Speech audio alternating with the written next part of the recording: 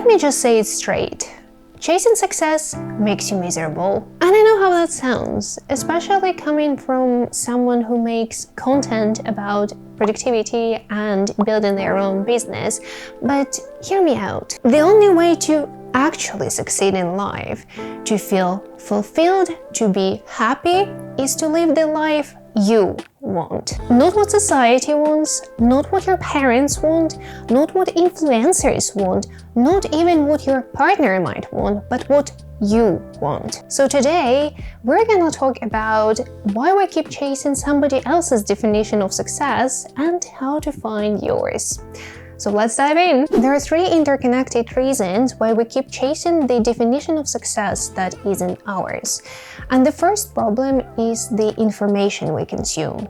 When you watch popular content, how to make a lot of money, how to have the best relationships possible, how to have a dream body, most of it shows only one version of success. One type of career, one type of making money, one type of relationship. And naturally, that's what gets clicks. I mean, I also make videos like how I make an X amount of money per month, so I get it, really. But that's one path, not the path. The most popular content is popular precisely because it appeals to the majority. You only see the most common version of success, but the reality is much more complex than that. Not everyone wants to be a CEO.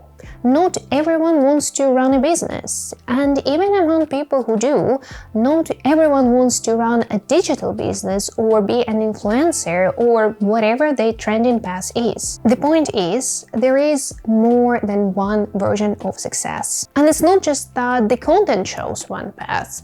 A lot of advice itself is either very basic or doesn't account for context. You know the type.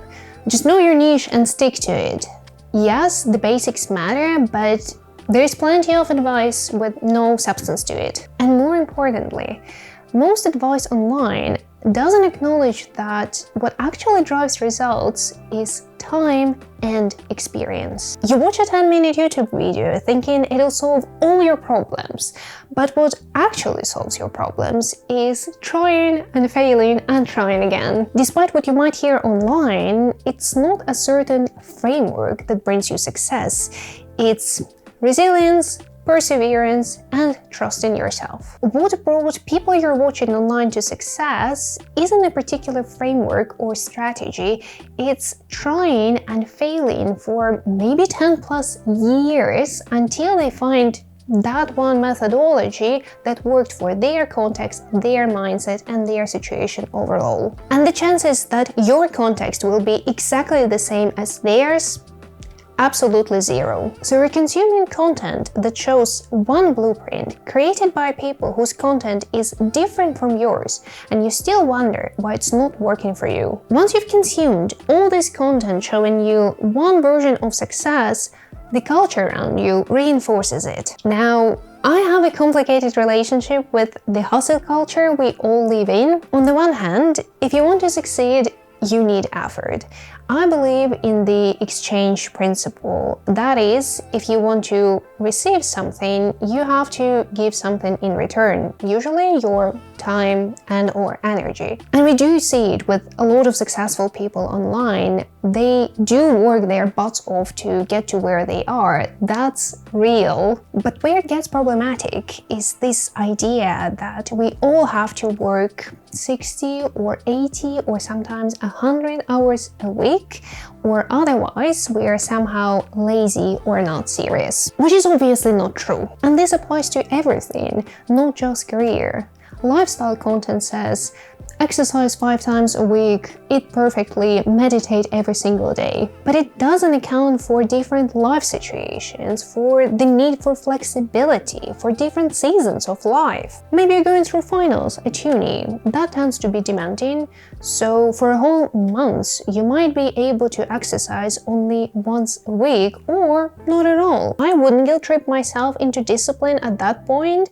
I would rather give myself grace and space and time to focus on my finals. It's natural that in certain seasons we prioritize one thing over others. Sometimes it's career, sometimes it's family, sometimes it's just surviving. And here's what I also noticed. If you consistently miss out on this 5th workout of the week, or you're consistently running late with your own schedule, it doesn't mean you're not disciplined. It means your routine sucks. It was designed with no context in mind. So instead of forcing yourself to fit into the routine, you should adjust the routine to fit the realities of your life. The same hustle mentality shows up even in relationship advice. It's ridiculous. Instead of making space to explore each other and see whether you like each other's company, dates become business meetings with strict agendas. You have 1 hour to have a deep conversation, go through all your traumas, align on values, and move on. But emotions and perceptions don't work like that. You can't bypass the need for time and experience by trying to align on how we do things in one conversation. Sometimes alignment works, like when you discuss whether you want to have kids or where you want to live, and sometimes it doesn't, like when your partner says, let's split the chores, and then they do nothing. Or when you say, I'm all up for healthy communication, only to shut down during an argument. People don't always know themselves, and you cannot rush the discovery process. But hustle culture treats everything like the next step on your to-do list, and that just doesn't work for relationships, spirituality, or healing. And the third reason we keep chasing the wrong version of success is that there is an entire industry built around selling it to us. Everything is commodified nowadays, even happiness. And listen, I understand why. Nobody wants to spend 5 years working on themselves or their career only to realize at the end of it that they want something different. That feels like a huge mistake, a waste of time and money. But that's also just how life is. I personally choose to believe that nothing goes in vain and you always learn something new for yourself. Still, I understand why people would rather have a magic pill than choose a holistic approach. Here's how the commodification cycle works. You watch content that tells you you're not doing enough. Then you feel pressure to keep up. And then the industry sells you the solution to it. A new supplement, a new course, a new gadget, a new framework. If this one doesn't work, move on to the next. And the next. And the next. But you're not giving anything enough time to actually work. Because what brings results is not a product, it's time and experience. Obviously, not every lifestyle blogger is out there to get your money. Many influencers have genuinely good intentions, and I watch this type of content myself too. It inspires me. But even well-intentioned creators might be part of this same system. They'll talk about personal growth, and then in the same breath, they'll promote something you don't actually need to be happy. And this industry pushes one narrative because that's what sells. But maybe you don't want to be a multimillionaire digital nomad. Maybe you want to be a goose farmer, or a teacher, or maybe you want to work part-time and spend the rest of your time painting. The point is, we spend so much time consuming content and buying solutions that we forget to tap into our inner self to ask whether this is what we actually want. So how do you actually cut through all that noise and figure out what you actually want? For me, it started when I noticed I was constantly comparing my business to other people's.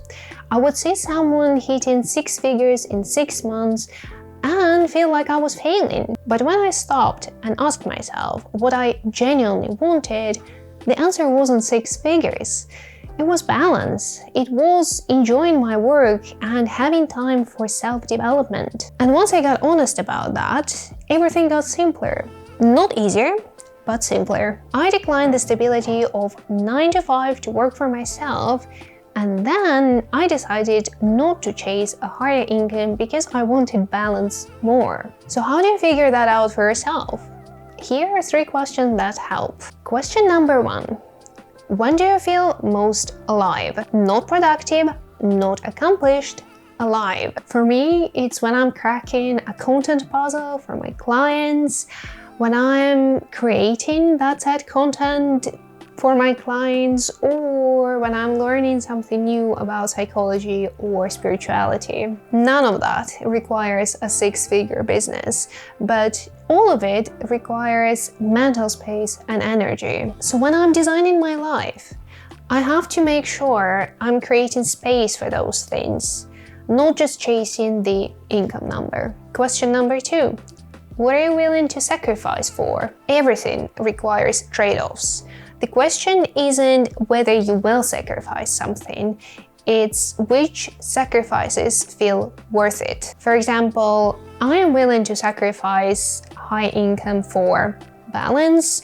I'm also willing to sacrifice rapid business growth for time to make YouTube videos. But I am not willing to sacrifice my health or my relationships or my peace of mind. What are your non-negotiables? And what are you actually willing to trade? Because if you're not clear on this, you'll end up sacrificing things that matter to you for things that you don't even want. Question number 3.